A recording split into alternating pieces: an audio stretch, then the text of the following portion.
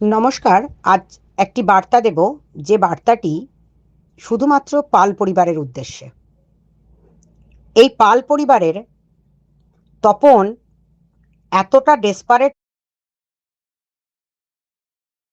ছেলে, এবং একটা দুটো উকিলের কাজকর্ম হালকা ফুলকা জানা আছে, তাই চুঁচড়া থানা, এবং যদি কোনো সহযোগিতা কোনো সময় নাও করে তখন বলে কি কোর্টের মারফত হয়ে এসো, এলে আমাদের খুব সুবিধা হয়।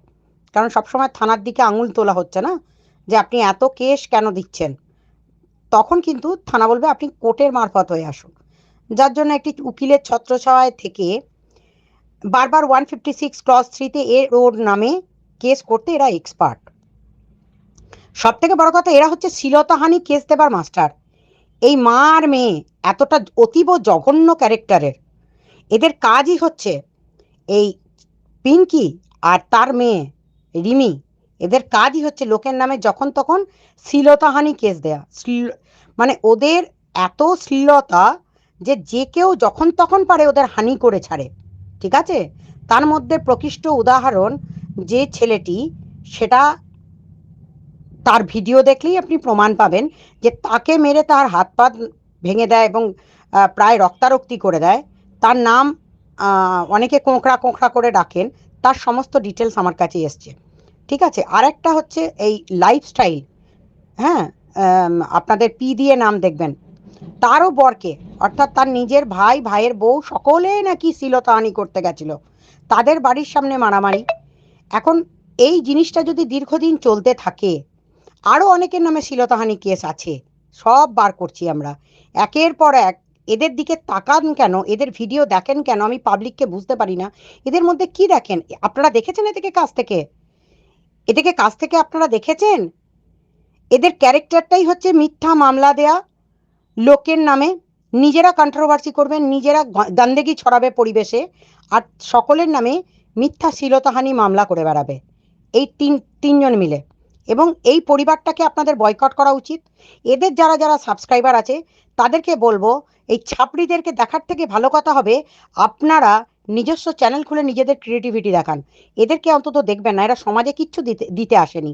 কাল বলছে দিশানিকে যে সে নাকি ওর পায়ের জুতো, মানে ভাবতে পারছেন কতটা ঔদ্ধত্য, ইডিয়েট।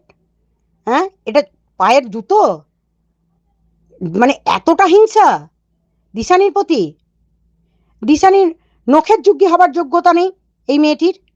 আমি তো দেখে অবাক হয়ে গেলাম, এতটা ঔদ্ধত্য, নোংরা বেয়াদব ফ্যামিলি, সকলের নামে কেস করে বেড়ায়।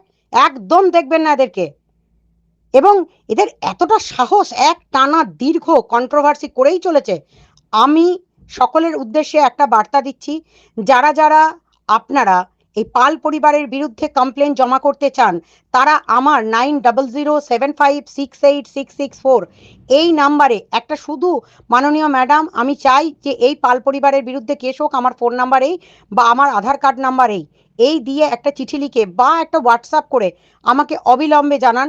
আপনাদের প্রত্যেকের পিটিশন নিয়ে আমি চুঁচড়া থানার বড়বাবুর বিরুদ্ধে এবং চুঁচড়া থানার যে মেজবাবু আছেন তারও বিরুদ্ধে অবিলম্বে হাইকোর্টে যাব। আর সাথে সাথে চুঁচড়া থানার যে কার্যকলাপ এই পরিবারটাকে নিয়ে না থামানোর জন্য পুরোপুরিভাবে চুঁচড়া থানাকে যতদূর টেনে নিয়ে যাওয়ার ঠিক তত দূরই নিয়ে যাব। সাথে যে অ্যাডভোকেট এদেরকে মদত দিচ্ছে এবং এই নোংরা কেস একের পর এক কেস করছে, তার হয়েও, তাদের বিরুদ্ধে হয়েও আমাকে যা যা করণীয় সমস্ত পন্থা অবলম্বন করে সিপির কাছে কমপ্লেন জমা করে রাজ্যের ডিজিকে পার্টি করে যদি আমি হাইকোর্ট না যাই, তখন আপনারা আমায় বলবেন যে ম্যাডাম আপনি কোনো কিছু করলেন না। তাই অবিলম্বে চাই এই পরিবারটা, এই নোংরা মা মেয়ে ছেলেকে এবং তার ওই পালিত পোষ্যটিকে, মানে অর্থাৎ পোষ্য বলছি আমি, ওই তপনকে যদি জব্দ করতে চান আপনারা সকলে মিলে একত্রিত হন এবং আমার ফোন নাম্বার 9007568666 এই নাম্বারে হোয়াটসঅ্যাপ করে অবিলম্বে আপনাদের কমপ্লেন আমাকে পাঠান লিখিত করে। ধন্যবাদ।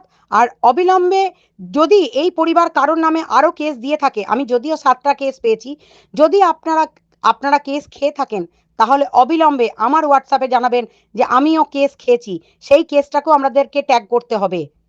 কিন্তু আমি কিন্তু অলরেডি কমপ্লেন করেছি চুঁচড়া থানাতে। সেটা হচ্ছে এই পরিবারটা বাচ্চা খুন করেছে, শিশু ভ্রূণ হত্যা করেছে এবং সেটা সোশ্যাল মিডিয়ায় স্প্রেড করেছে। এই পরিবারটা চাইল্ড ম্যারেজ দেখিয়েছে, সেটা স্প্রেড করেছে।